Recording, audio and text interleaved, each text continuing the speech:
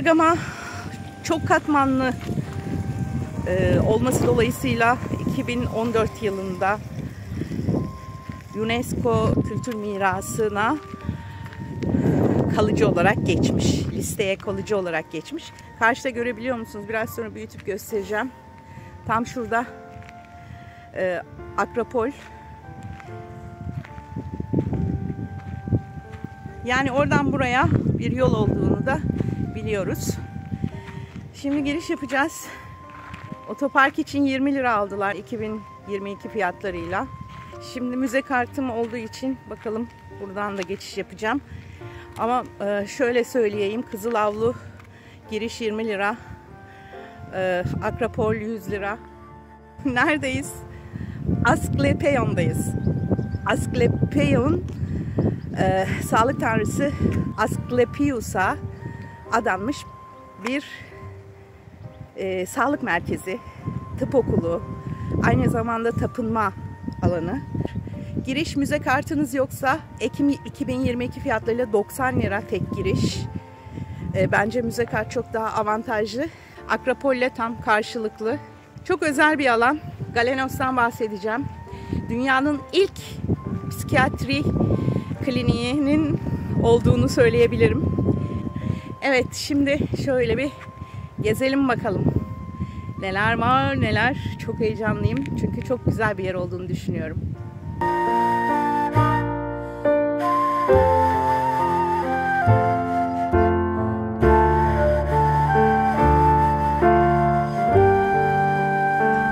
Asklepion neden çok önemli?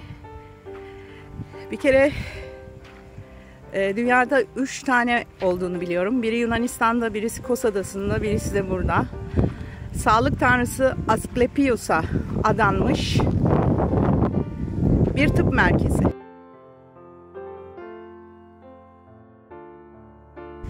Neden ölümün girmediği, vasiyetnamelerin okunmadığı şehir? Şehrin girişinde hastalar alınıyor. Şu gördüğünüz yoldan yürütülüyor. Ve bir alanda her biri rahipler tarafından, tekrar söylüyorum, rahipler tarafından, bu rahipler aynı zamanda şifacı, rahipler tarafından muayene ediliyor ve muayenenin sonucunda ölümcül bir hastalığı varsa, iyileştirilemeyecek bir hastalığı varsa şehrin içine alınmıyor. Bu seçici bir tıp ama içerideki hastaları da koruyan bir şekil diyeyim. Ve bu merkezde telkin yoluyla, sıcak soğuk su terapileriyle, bir takım doğadan topladıkları şifalı bitkilerle gelen hastalar iyileştiriliyor. Şifalı suyla özellikle, açlık oruçlarıyla, yani diyetle, aromaterapiyle iyileştiriliyor ama en çok da telkin yolu kullanılıyor ve 1984 yılından bu yana psikoterapi kongreleri burada gerçekleşiyor. Bergama'da yaşayan Arkias isimli bir eşraf var, tanınmış birisi. Bazı kaynaklarda Yunanistan'da diyor, bazı kaynaklarda Madra Dağı'nda diyor. Avlanırken ayağı kırılıyor ve Yunanistan'daki sağlık merkezine, Asklepion'a tedavi amaçlı gidiyor ve tedavi oluyor. Sonra da Tanrı'ya şükranlarını sunabilmek için Bergama'da bu merkezin yapılması için ön ayak oluyor.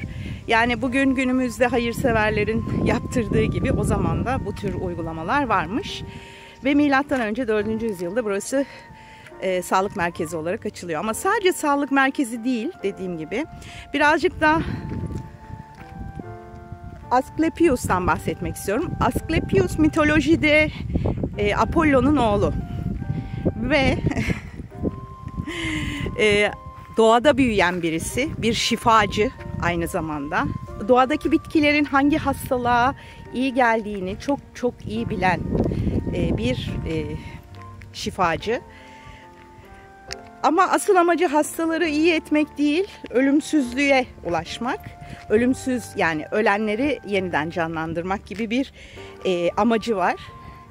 Bunun içinde bir gün bir uygulamayla bunu başarıyor.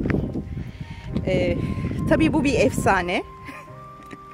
Ve büyük tanrı, ulu tanrı Zeus buna çok kızıyor ve Asklepios'u telef ediyor. Bu telef etme durumuna çok sinirlenen Apollon da intikamını alıyor ve böyle tanrılar arası savaşlardan bahsediyorum. Ve söylentiye göre, hani rivayet odur ki Asklepios öldükten sonra elindeki reçete toprağa karışıyor ve yağmurla birlikte toprakta eriyor ve bugün birçok hastalığa iyi geldiği düşünülen yabani sarımsak bitkisinin bu reçeteden oluştuğuyla alakalı rivayetler var. Ve Bergama ve çevresinde, özellikle buralarda da yabani sarımsak varmış. Evet, Asklepios böyle bir tanrı, sağlık tanrısı. Ve burası da Arkias tarafından sağlık tanrısı Asklepios'a adanmış. Yani aynı zamanda kutsal alan.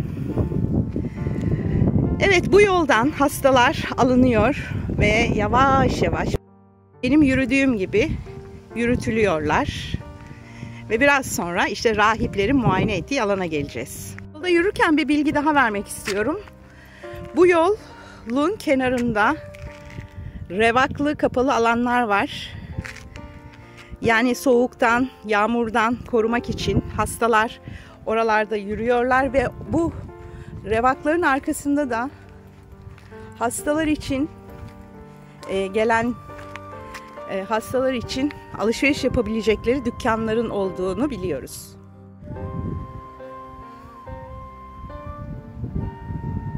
Evet, Sagalassos'ta, hatta Pergamo Akropolü'nde de Heron vardı. Burada da var.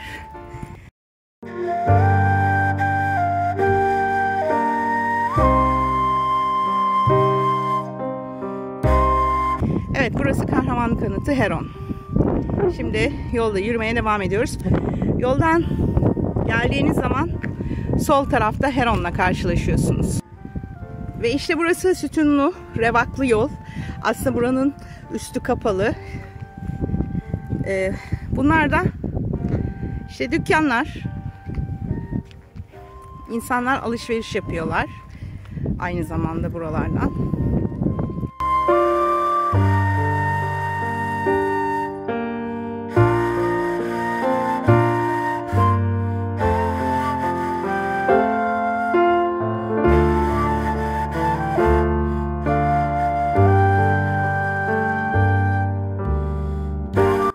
Gerçekten çok etkilendiğimi söyleyebilirim. Çok değişik bir havası var. Evet, bu yoldan geldik. Karşıda Akropol. Tabii Akropol ile buranın arasında bir yol var. Bu arada Bergamalıları bedava ücretsiz tedavi ediyorlar. Dışarıdan gelenler adaklarla geliyor. Bir takım burayı desteklemek amaçlı tabii ki maddi, şimdiki tabiriyle maddi yardımlar oluyor. Evet, şimdi geldik alana. Giriyoruz. İşte bu yolun bitiminde hemen şu gördüğünüz alanda hastalar, hastalıklarıyla gelenler rahipler tarafından muayene ediliyorlar. Şimdi oraya doğru ilerleyelim.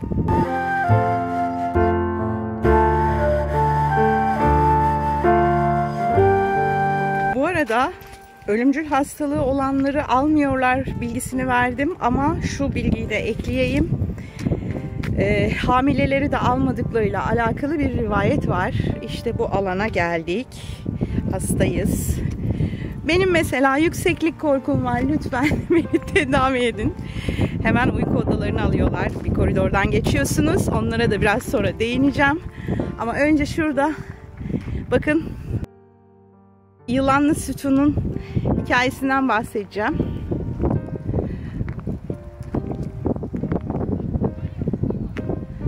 Çok etkileyici. Gerçekten çok etkileyici. İnanılmaz etkilendim. Şimdi hemen şöyle yılanlı sütuna doğru gidiyorum. Bugün eczacılık alanında da burası bir merkez kabul ediliyor.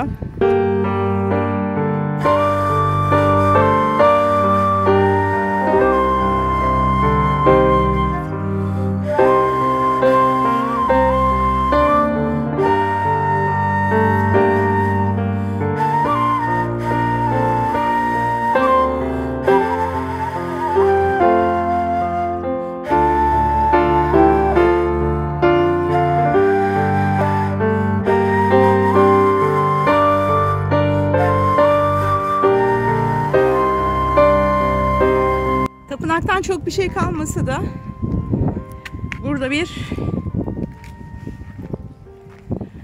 Zeus tapınağının olduğunu biliyoruz. Yani burası bir şifa merkezi ama gördüğünüz gibi inanç yapısıyla da çok bağdaşan bir kutsal alan. Karşıda tiyatro var. Oraya geçeceğiz. Zeus tapınağından çok bir şey kalmamış ama karşıdaki manzara harika. Çok huzurlu bir yer. Gerçekten ya psikolojik, çok etkilendim. Çok etkilendim.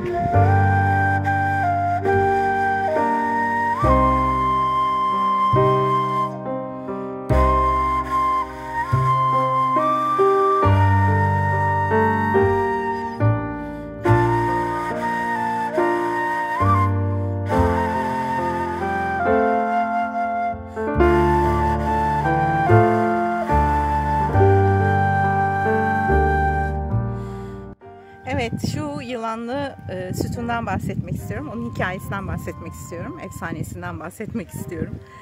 Yılanlı sütun aslında eczacılığın da simgesi, tıbbın simgesi diyelim.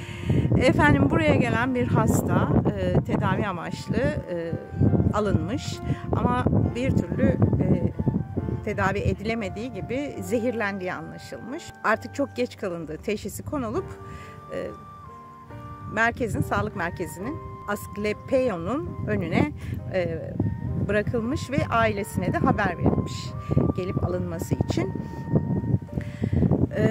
Ve zavallı adam o kadar umutsuz, o kadar çaresiz ki artık ölümü düşünmeye başlamış ve yolda karşısına çift yılan çıkmış. Bu yılanlar zehirlerini bir kaba akıtıyorlarmış.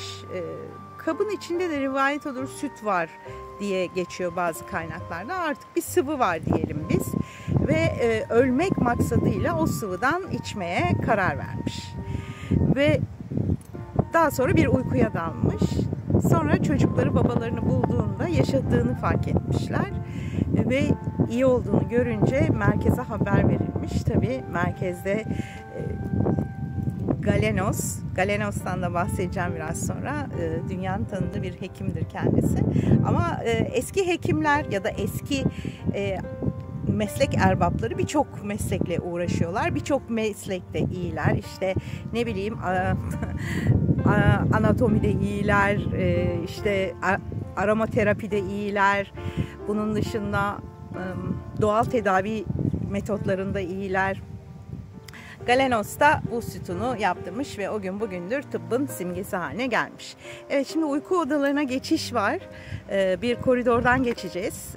Koridor akustiği çok iyi. Orada konuşamayabilirim. Bayağı kalabalık. Bu arada gelen kafilelerin çoğu yabancı. Yerli kafile sadece bir tane gördüm. Yani burnumuzun dibindeki yerlerin farkında mıyız bilmiyorum. Bir kere daha düşünmek lazım. Bu arada 1870'ten beri kazılıyor burası. Almanlar kazıyor tabii ki.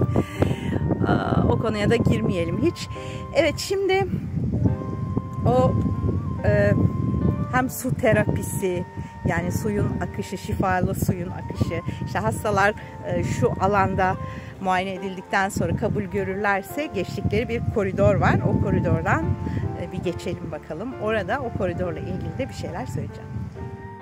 Hastalar kabul gördükten sonra bu koridordan geçiyorlar. Ve yağ kandilleriyle hafif loş bir aydınlatma düşünün. Ve şöyle söyleyeyim, su sesi, kanallardan geçen su sesi ve işte o mistik hava. Yani burada başlıyor aslında tedavi. Suyla tedavi gerçekten burada çok güzel uygulanmış ama en çok telkin tedavisi. Telkin ne demek? Herhangi bir konuda tam tersine inandırmak. Atasözü var ya, hani bir şeyi 40 kere söylersen olur mu? O atasözünü de unutmamak lazım.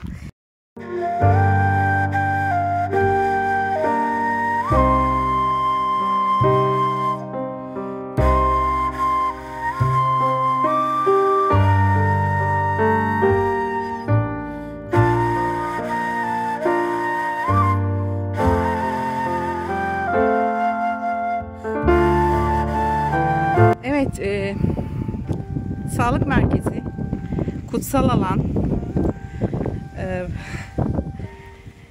terapi merkezi,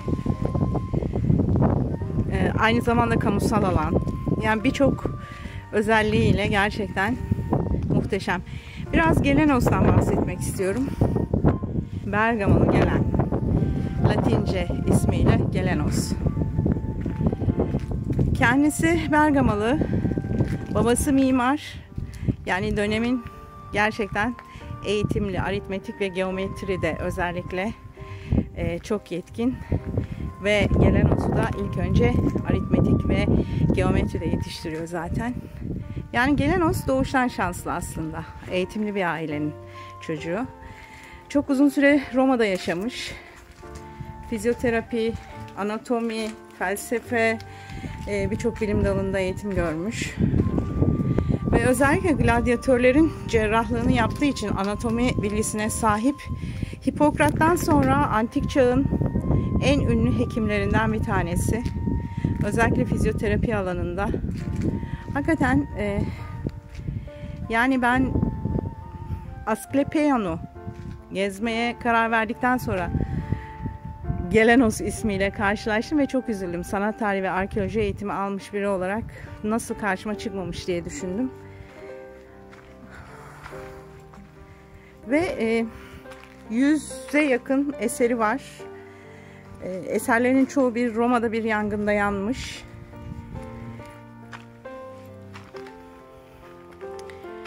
Gladyatörlerin cerrahlığını yaptıktan sonra başhekim olmuş. Ve uzun süre burada eğitim almış. Asklepion'da. Yani antik çağın en ünlü hekimlerinden bir tanesi.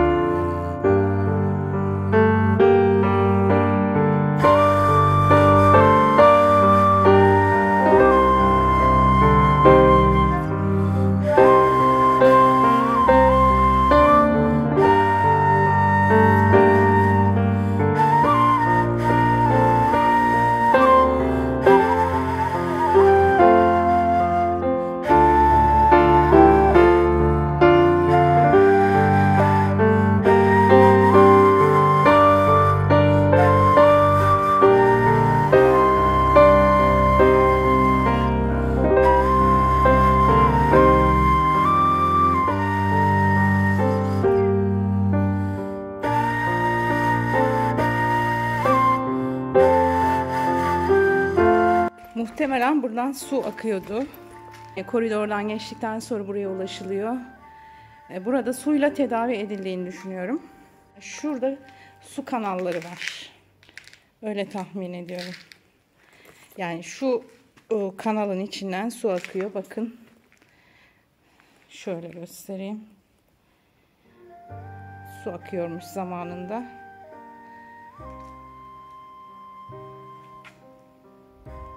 Ve muhteşem ya. İnanılmaz. Mimari anlamda da çok güzel. Çok etkilendim. Akropol'den daha çok etkilendim. Bilmiyorum psikolojik midir? Yani buralarda bundan yüzyıllar önce sular akıyormuş.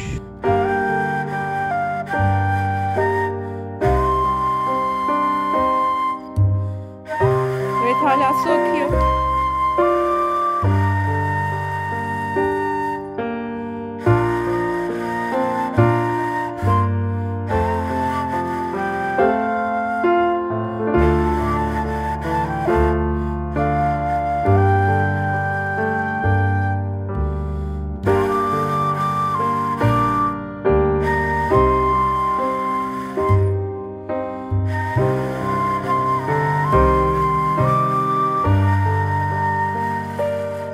Evet, şimdi ben hiç konuşmayacağım.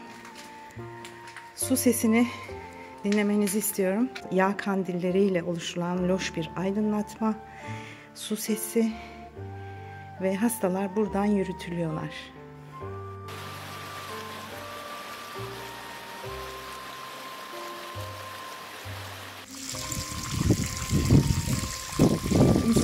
iyi olmaz mı ya?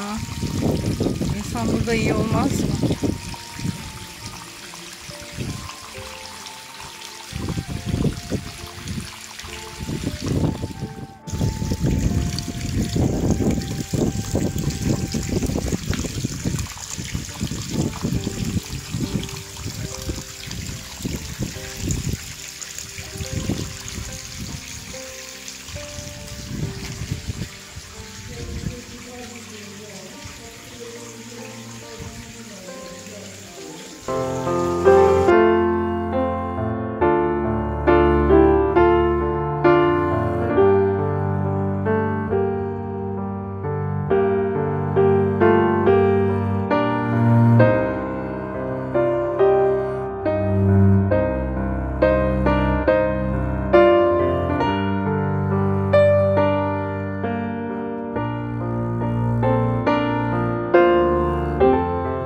Kutsal çeşmesi var. Tam ortada aslında bildiğim kadarıyla 3 tane çeşmesi varmış ama diğerleri günümüze gelmemiş.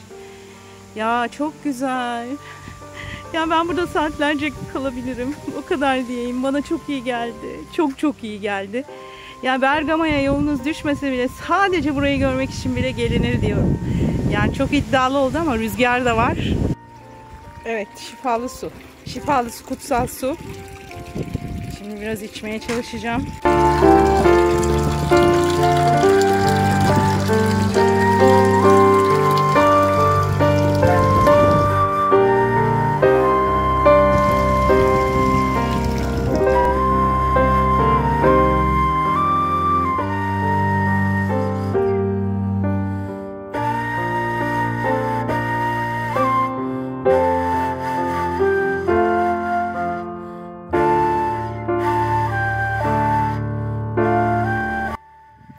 Şimdi uyku odalarına doğru gidelim. Telkinle tedavi metodunda rüya gördürmek, rüyaları yorumlamak ana prensip.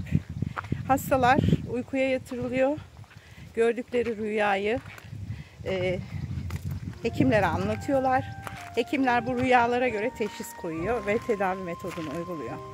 Bu tedavi metotlarında meditasyon var, diyet var, aromaterapi var, suyla tedavi var, sıcak su, soğuk su. Yani belki de gerçekten en çok konuşulması gereken o yüzyılda, bundan yüzyıllar önce Roma döneminde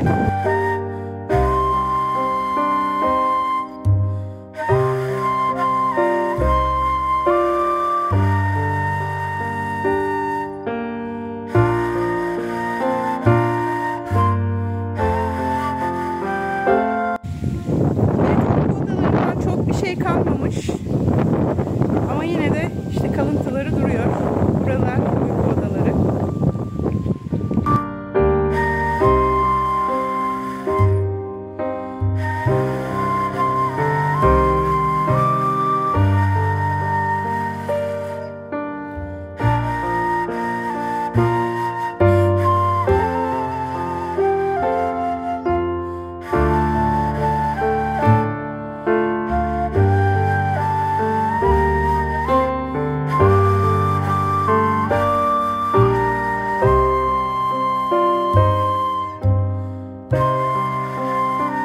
Amfiteyatro, şöyle hayal edin. Burası kocaman bir alan. Avlu gibi, çok geniş bir avlu düşünün. Hatta kutsal çeşmesini gördük. Ve avlunun 3 tarafı, yani tiyatronun önü, şu anda bulunduğumuz yer galeriyle çevrelenmiş. Ama gördüğünüz gibi mesela bu galeri ayakta kalamamış. En korunaklı galeri, biraz sonra gideceğiz. En son oradan çıkış yapacağım zaten. Kuzey Galerisi, sütunlu. Şuradan da göstereyim. Yani burayı hayal edebilirsiniz. Bakın, tiyatro, Kuzey Galerisi, Güney Galerisi.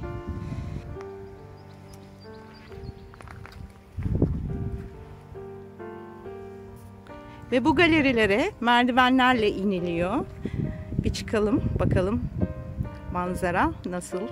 Ama burada her yerden manzara çok güzel.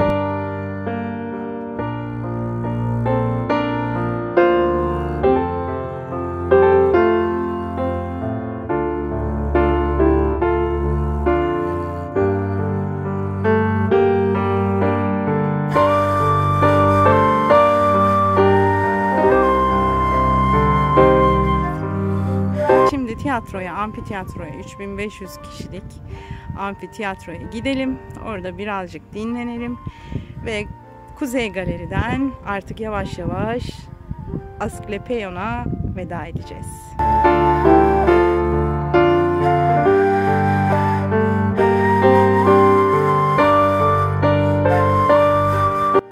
İleride tiyatro var da burası, yani şu hastaların karşılandığı alan, karşısı Zeus Tapınağı, yanında tıbbi tedavi binası var ve burası da kütüphane olmalı.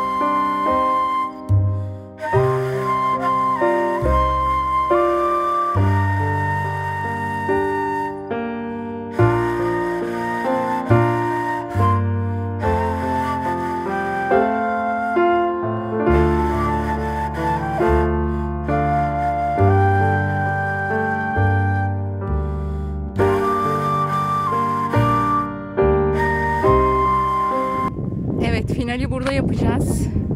En sona sakladım çünkü amfitiyatrolar beni çok etkiliyor. Şu ön sıralar protokol, onu söyleyeyim. Ve 3 basamaklı bir sahnesi var.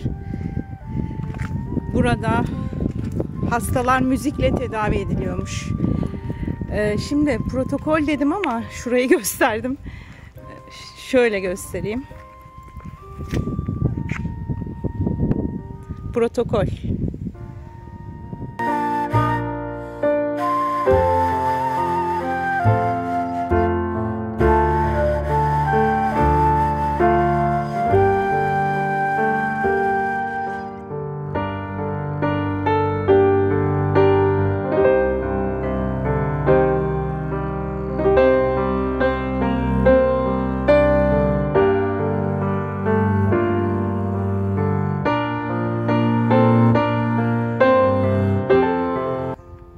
Bilgiyi vermiştim ama tekrar vereyim. 1984 yılından bu yana Psikoterapi Kongresi Asklepion'da gerçekleşiyor. Burayı kullanıyorlar. Bence de çok iyi yapıyorlar. Ve akustik çok iyi şu anda.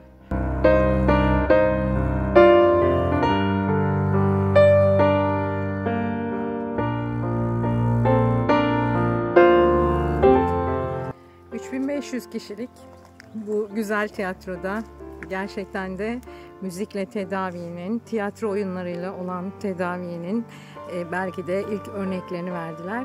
Sadece ünlü oyun yazarlarının değil, hastaların yazdığı oyunlar da burada oynanıyormuş. Sadece hastalar değil, ziyaretçiler de bu tiyatroyu ziyaret ediyorlarmış.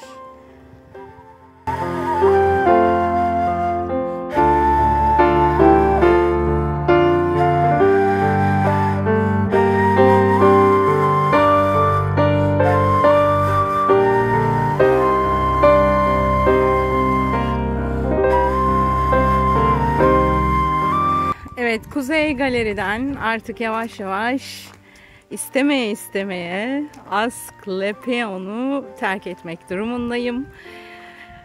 Çok güzel bir gündü. Neredeyse bütün günümü burada geçirdim. Saatlerdir buradayım. Amfitiyatroda yaklaşık yarım saat hiçbir şey yapmadan oturdum. Çok iyi geldi. Şimdi buradan veda edeyim artık. Aslında bir şeyin üzerinde çok durmak istiyorum. İlim ve bilim ve inanç. Yapılan, insanlık için yapılan, insanların daha iyi, daha güzel yaşaması için yapılan her şeyde aslında güzelliği veren inanmak. Ve ben burada Asklepion'da sağlık tanrısı Asklepios'a adanmış bu alanda bir kere daha gördüm ki insanların inanarak yaptıkları şeyler %100 başarıya ulaşıyor.